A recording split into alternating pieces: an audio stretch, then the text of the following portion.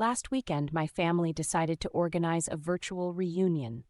You know, the kind where everyone awkwardly waves at their webcams and tries to remember which cousin belongs to which aunt.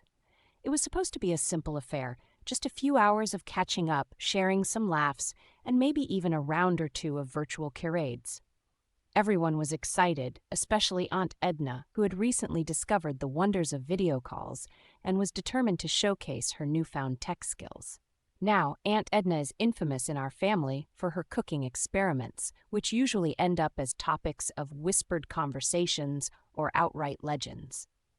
So when she started her segment, we were all a bit on edge. The plan was to have everyone share something interesting, and the spotlight was on Edna first.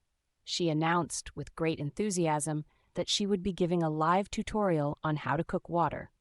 We all chuckled, assuming it was one of her quirky jokes. But as it turns out, she was deadly serious.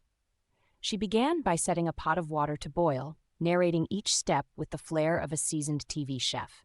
"The trick is patience," she said, adjusting her webcam to give us the perfect view of her stovetop.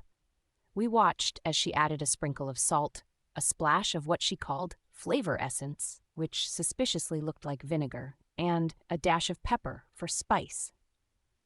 The absurdity of it all had us in stitches, but we played along, wondering where this culinary masterpiece was headed.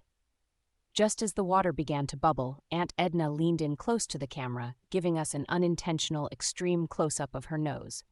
She declared, "And now the pièce de résistance." With a dramatic flourish, she tossed in what appeared to be a stick of butter. The pot hissed and sizzled, and in a moment of chaos, the water boiled over, extinguishing the flame with a loud fizzle. Aunt Edna, unfazed, turned back to the camera and deadpanned, "And that's how you burn water, folks. Remember, the secret ingredient is love, and possibly a fire extinguisher."